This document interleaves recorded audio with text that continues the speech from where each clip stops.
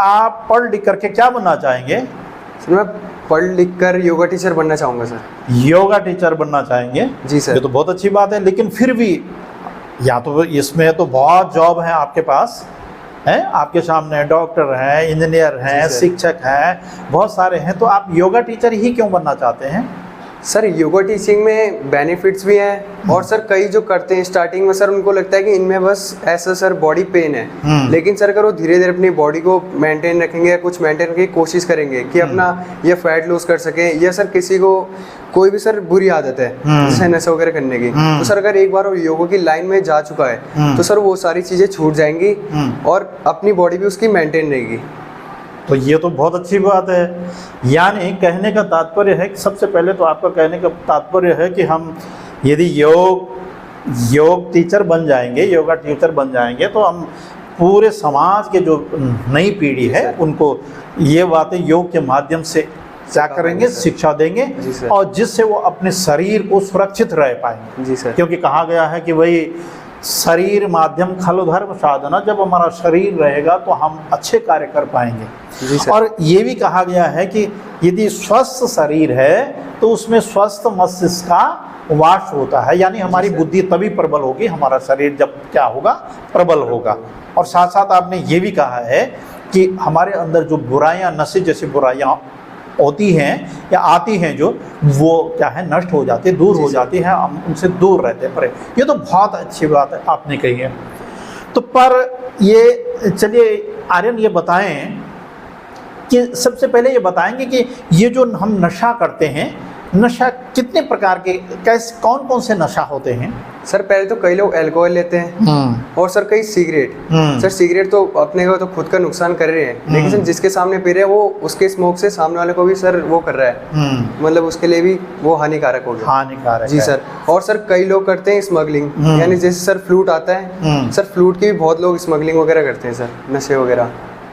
ठीक बात, बहुत अच्छा, बहुत अच्छा। चलिए एक बात बताएं कि नशा, ये बताया आपने कि भाई ये स्मोकिंग वगैरह है, और भी है, और भी बहुत सारे हैं इसमें नशे के अंतर्गत आते हैं। इससे नुकसान क्या है, शारीरिक नुकसान क्या है इससे? जी सर अगर आप ऐसे ही अल्कोहल लेते हैं तो सर ये तो आपके बॉडी के लिए वो सर हार्मफुल है, जैसे सर आपके लंग्स को डैमेज करेगा, स्टोमक को डैमेज करेगा।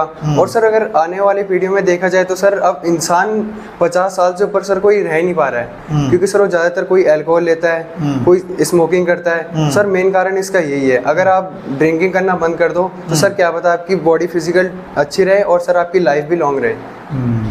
जी सर। लाइफ लॉन्ग रहे, मतलब उसका कहने का तात्पर्य उसी का यही आता है सारांश की, मतलब अनेक रोग हो जाते हैं, और रोग होते हैं तो शरीर कमजोर क्षीण हो जाता है, हमारी आयु भी क्या हो जाती है, क्षीण हो जाती है, कम हो जाती है। हमने यदि 70 साल जीना है तो 60 हो जाएंगे, 80 जीना है तो और 50 हो जाएगी, मतलब इस तरीके से ये आपका ये कहना है। जी सर। और भी शरीर के साथ साथ और इस नशीले पदार्थों के सेवन से और क्या क्या हानियां होती हैं हमारे? सर मतलब जैसे और पदार्थ, और मतलब हमारा धन, चलिए आप बताएं कि धन ही संबंधित बताएं कि भाई धन भी क्षीण होता है इससे क्या? जी पैसा। जी सर।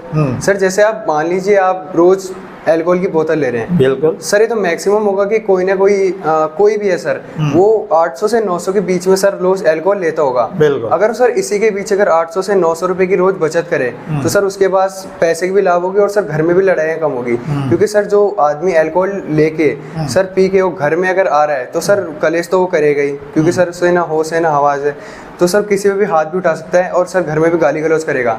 तो सर उससे एक तो समाज के ऊपर भी गंदा प्रभाव पड़ेगा, और जो सर उसके बच्चे हैं सर उस पर बहुत गंदा प्रभाव पड़ेगा। बहुत अच्छा, बहुत प्रभाव पड़ेगा, उनके बच्चे होंगे और समाज में भी जो अन्य बच्चे हैं उन पर भी इसका बहुत भारी क्या है प्रभाव पड़ेगा, और जिससे कहते हैं हमारे समाज को हानि होगी।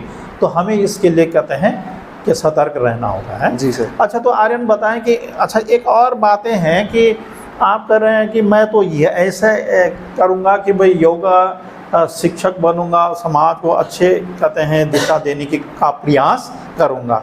ये बहुत अच्छी बात है ऐसा, और आप जैसे ऐसे युवा यदि इस प्रकार की सोच हो तो एक दिन अवश्य में हमारा समाज क्या हो सकता है, पवित्र हो सकता है, इन बुराइयों से दूर हो सकता है। जी सर। साथ साथ आर्यन ये देखते हैं हम कि जो शुभ कार्य है हमारे समाज में, हमारे गांव में, समाज में, देश में, प्रदेश में, उन शुभ कार्यों में भी ये कॉकटेल जैसी पार्टियां होती हैं, इस पर आपका क्या कहना है?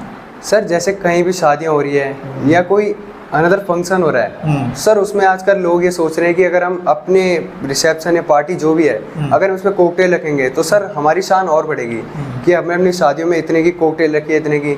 अगर सर इसकी जगह वो आदमी अगर कोकटेल की जगह कुछ ड्राई फ्रूट्स वगैरह रखता है सर, उसकी तो चर्चा होगी। लेकिन अगर वो कोकटेल नहीं भी रखेगा तो सर इससे भी उसकी शादी वगैरह वो सर अच्छे ढंग से होगी।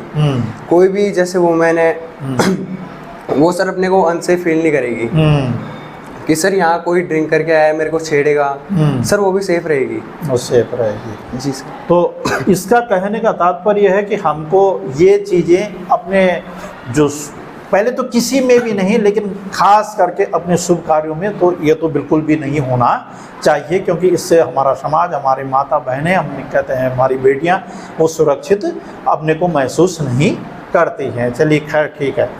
तो ये बताएं आर्यन कि क्या इसके लिए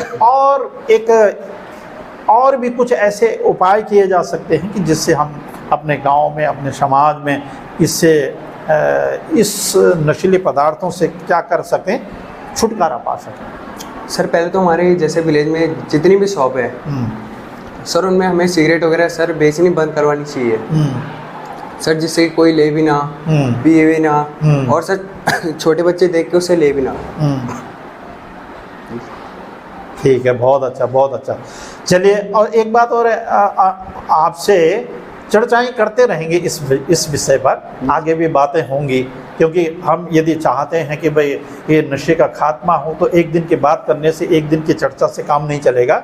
इस पर हम सबको कहते हैं गुरु शिष्यों को या कहते हैं युवा पीढ़ी के साथ चर्चा करनी पड़ेगी, और चर्चा करने के साथ साथ फिर जा कर के कुछ ना कुछ इसका क्या है समस्याओं का समाधान हमको मिलेगा। तो अंत में आप क्या समाज में ये जो आपके अपने युवा पीढ़ी है, अपने साथियों को, युवा पीढ़ी को, अपने गांव वालों को क्या संदेश देना चाहेंगे अंत में? सर मैं ये कहना चाहूँगा कि जितना पैसा आप अल्कोहल या किसी भी चीज़ में लगा रहे हो तो सर उतना आप अपने बच्चे को किसी योगा के टीचिंग में या सर जिम में ऐसे करें तो सर उसका सदुपयोग होगा। चलिए ठीक है, बहुत बहुत धन्यवाद आर्यन, आपने ये बात रखी, और हम आगे भी फिर दोबारा से इसी बात पर आपके साथ चर्चा करेंगे। तो इन्हीं शब्दों के साथ जय हिंद, जय भारत, जय उत्तराखंड।